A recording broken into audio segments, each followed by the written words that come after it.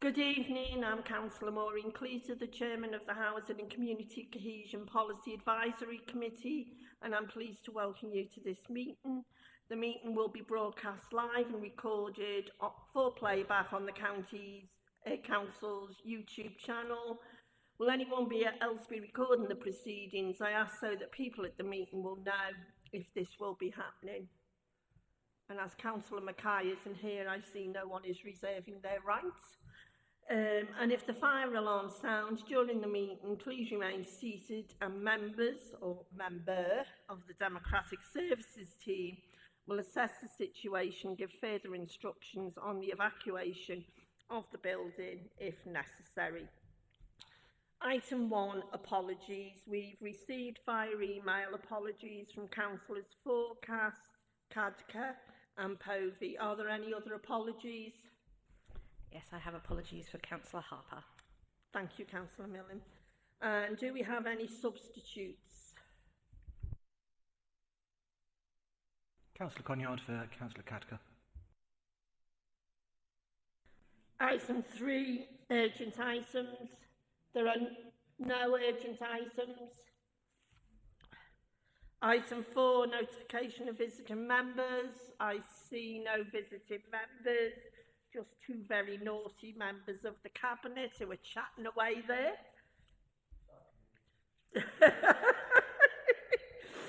You're thinking quick on your feet there, Councillor Dargy. Item 5, are there any disclosures by members and officers? Item 6, disclosures of lobbying. Are there any disclosures of lobbying? No, don't see any. Item 7, to consider whether any items should be taken in private because of possible disclosure of exempt information. I move that all items be taken in public. Is that agreed? Thank you. Item 8, minutes of the meeting held on the 5th of November, and they are on pages 1 to 4 of your pack. Are there any comments on the accuracy of the minutes? Okay, I move that the minutes of the meeting held on the 5th of November, including the exempt minutes, be approved as a correct record and signed. Is that agreed? Thank you. Right, on to business proper, excuse me. On page 5 to 10, it's item 9, forward plan relating to the committee's terms of reference. Are there any comments on the forward plan, or do Cabinet members wish to make any comments? I see no comments. I move that the forward plan be noted. Is that agreed? Item 10 is the half-yearly performance KPI update, which is on pages 11 to 28. And they will be introduced by Councillor Wales, Cabinet Member for Housing and Homelessness, and the officers present who will also contribute if necessary is Carly Benville. Over to you, Councillor Wales. Thank you very much, Chair.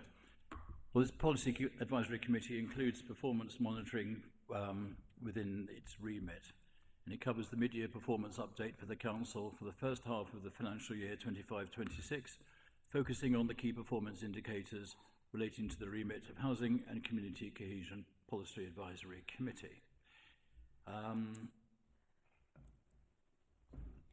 Of the 22 KPIs falling under this Policy Advisory Committee, 6 had a half-yearly target assigned to them, all of which were in housing.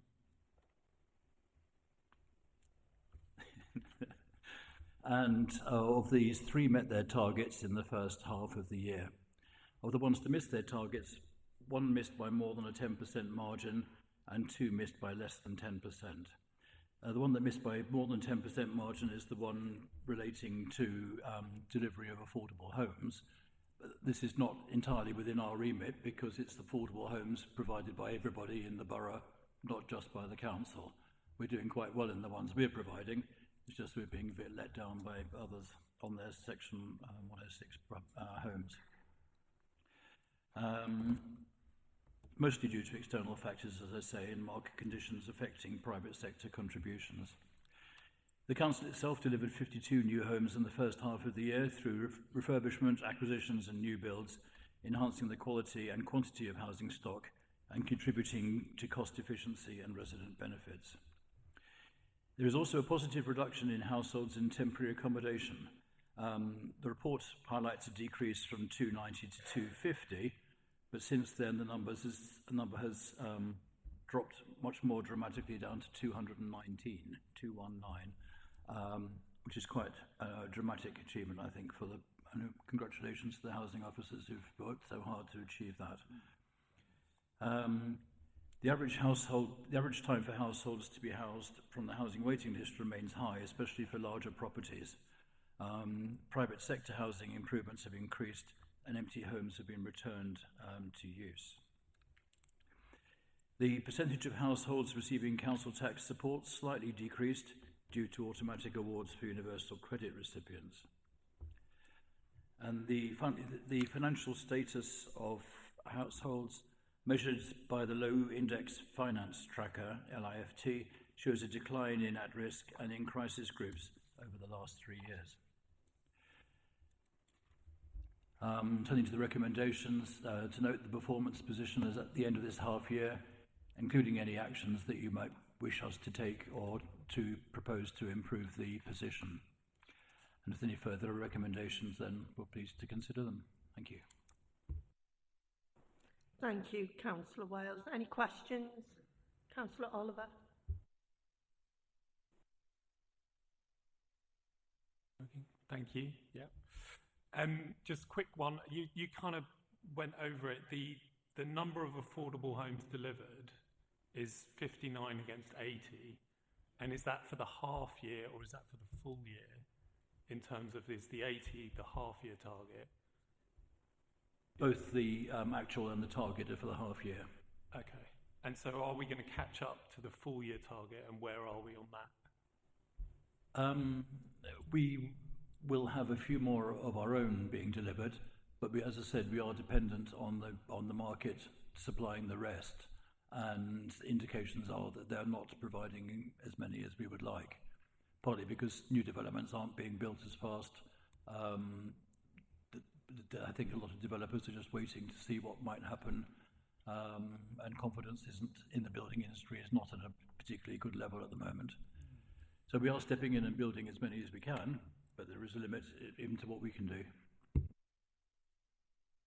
Just to follow on that, so then the other question was just around the other targets. There's a lot of NA, like as in like you haven't got a target or it's not applicable. Which is it? And the final question, just on the average time taken.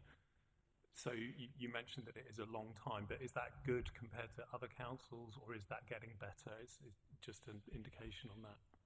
Thanks. It is improving in the waiting list as well, and will improve even more once we get more houses on a stream, like the Cambridge Crescent development that Golding Homes are doing, which is increasing the number of properties by about 120, I think, across just that one development. So that's another number which will come off the waiting list or come out of temporary accommodation. I've got some on the waiting list are also in the temporary accommodation numbers as well, so that we can get a double whammy if they come off that. The ones which are down as NA, well, I've never been set a target because they're either not controllable by us or we don't have any significant data to be able to use as a target. So these are the ones which were agreed as having to have a target when they were set up. Is that right, Carly? Yes. I was just going to add to that is correct, Councillor Wales, but also to add sometimes it's just not appropriate to have a target. For instance, targeting the number of homeless applications, where previous administration did target that one. You could argue for and against, but we have those conversations when we set the KPIs at the beginning of the financial year. So they are providing contextual data-only measures.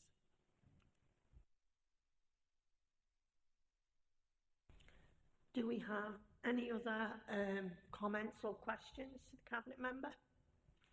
Okay. Was the agreed to note that report? Thank you. Okay.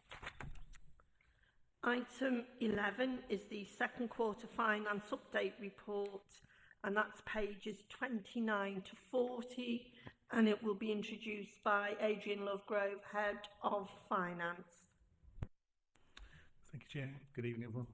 So, second quarter position for the whole of the council is looking better than last time. So we've moved into a slight underspend of about £197,000. So overall for Maidstone looking much better. For this particular pack HCC, we've got a small overspend of about £360,000. Similar areas of overspend as we've had in the quarter one in terms of temporary accommodation, which still is one of the driving areas. We are hopeful this may reduce, as we've indicated already, numbers looking down. We just need to make sure we have another look at that at quarter three, make sure that's as we hope it is. We're unsure whether it's partly weather, because obviously we've had a fairly good weather generally, and obviously now we're getting into winter time, and particularly with all the rain, etc., whether that number will jump up significantly. We're hoping not, but we shall see how that comes through. In terms of capital, we're looking at expenditure of about 29 million, which is a little bit less than the 33 million budget. It's particularly one housing scheme where they're hoping that we would start doing a purchase of land and so forth. That's not progressed at the moment just because it's not financially viable. So it's just a project that slipped or won't go ahead, and we'll reflect that in the future capital programme for next year to reflect that position. The report is just for noting, but obviously happy to take questions. Do we have any questions? I've just got a quick one. I understand there's some discussions with County Council regarding the Disabled Facilities Grant funding. Is that going to impact this year, or is that going to be next year where the trouble comes? Anyone know? I mean, it's just a quick one. So I don't know in relation to KCC, currently, as far as I know, not going to impact this year, because as far as I know, it comes from government. We know next year, as part of the whole funding formula review, they are looking at changing that. So a proportion of that funding will go into a more generic grant. So we may lose track of some of that, but we'll have to work out how we manage that internally. And what's remaining in terms of HPG and RSI, they're talking about bringing together, which should hopefully give us some more flexibility. Again, we don't know until final settlement in the next week or so we'll know more then. But in terms of the future budget, we've realised that potential loss of grant, so we built that into our future considerations. Thank you, Adrian. That's very useful. And as always, temporary accommodation, doesn't matter what council you're with, it's always the biggest, if you like, squeeze on our budget. As nobody has any questions on this item, excuse me, that report is for noting. Agreed? Agreed. Thank you. And item 12 is fees and charges for 26-27, and that's on pages 41 to 59 with one recommendation, number 2, which is on page 42, which is for noting. And again, over to you, Adrian. Thank you, Chair. So fees and charges we set every year as part of the budget process. We have to formally publish them so people know how much they're going to have to pay for relevant items. We have a policy that tries to set how we will agree at fees, so making sure it reflects demand, price, etc. That policy is in Appendix B. In terms of sort of general inflation, it's looking at 3.6% for CPI. In some bits of spend, it may be even higher. So for these fees and charges, which are fairly small for this pack, and broadly half are all set by government. So, but we've got increases in not many of them at all, because either it's not appropriate to increase because it's not competitive, or it's set by government. So a fairly small amount, because it's a total of about £4,800 in total that fees and charges bring us. Happy to take any questions. As you say, it's for hopefully agreeing. Does anyone have any questions? Right, Councillor Burke. Sorry, just another road closure one. Is that in our control, or does that come under Kent for the road closure application being 100 quid? Because I just think it's a bit low, to be fair. As far as I know, it's our cost of particularly putting up signage and stuff like that, not particularly one that I think, as far as I know, we agree. We're asked to come and almost do that back end bit to make sure it's clear. And they review them quite regularly, so as part of this year's process, they've gone through it and gone, is that what it costs to do to actually facilitate it? So again, we try to make sure it's accurate. Just following on from Councillor Burke, because that raises a very good point. I absolutely accept if it's the Royal British Legion or a charity, but if it's the gas board or the water board or any of those others who are making millions of pounds and making everyone else's life a misery. So some clarification around that, because actually I tend to agree with Councillor Burke. If it is them doing it, then 100 quid seems very cheap, and maybe, yeah. But if it's the charitable stuff, you know, like the River Festival or, you know, that sort of thing, absolutely, 100 quid is fine. But if we're talking about big companies shutting roads and etc., then maybe we do need to rethink. I'll just take that one away because it's not in my remit as such, so I'll go and ask Martin about that one, who leads this, and come back or send a briefing note round if that's all right, just to clarify that. No, that's absolutely fine to clarify, because I think that's a very important point. And, you know, it's... Dave, you're waving a pen at me. Sorry, Councillor Nagy. Actually, I am informed a little bit about this. When we did a river festival, KCC charged us a fortune to shut the roads and had the diversion for a quarter of an hour. But Mates of Borough Council, as you probably saw recently, the Civic Parade, they shut the roads. So in some circumstances, they do shut the roads, which would save them a lot of money. So in certain circumstances, they can do it.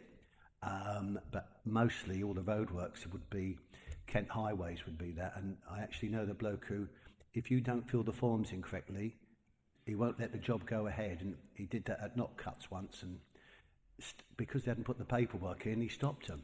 Just like that, because the paperwork has to be right. But that was a bit of my experience. Thank you. Thank you. So if we could just get clarification on that. I mean, if it's totally KCC, there's nothing we can do. But if we can, if we can, as a nearby resident of Boxley Road and the chaos that was there, as that is in our borough. Hello, Councillor Millen, would you like to ask a question? Just to add on to what we're already saying about it is quite cheap to close a road, could we maybe make it so that the first day it's £100 so that charities and single events can have it nice and cheap, but then the second day costs a fortune so that maybe these roadworks can be done a little bit quicker? I do love a bit of cross-party militancy against the utility company.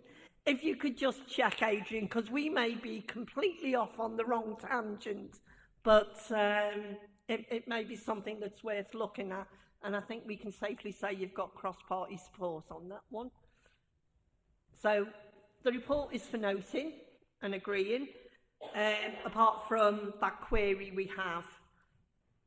Sorry, Chair. So I'll say I can try and do that fairly quickly because the report will go to, might have actually gone, but we can make sure we feed it into Cabinet, so if they need to change them as part of the process, they can do that. But I'll make sure that's hopefully clear in the note I sent to you. Thank you very much, and thank you, power to the people.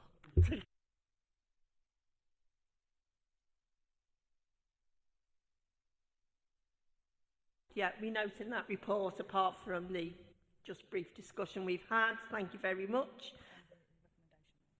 And the recommendation is it's for noting the recommendation on page 42, that the contents be noted but may choose to comment, which we've done. The fees and charges as detailed be approved, and that the fees and charges policy as detailed in Appendix B be noted, apart from that caveat over the road closure fee. And that's what we've agreed. And Adrian has very kindly agreed to go away and get that sorted by Cabinet meeting, or to get the information. I mean, obviously, if it's nothing to do with us, then fine, but we've made the point, we've struck a blow for the little people everywhere. Thank you very much. And you'll be glad to know we've whipped through that work, and I now declare the meeting closed. And while I go off and cry watching Liverpool playing Inter Milan,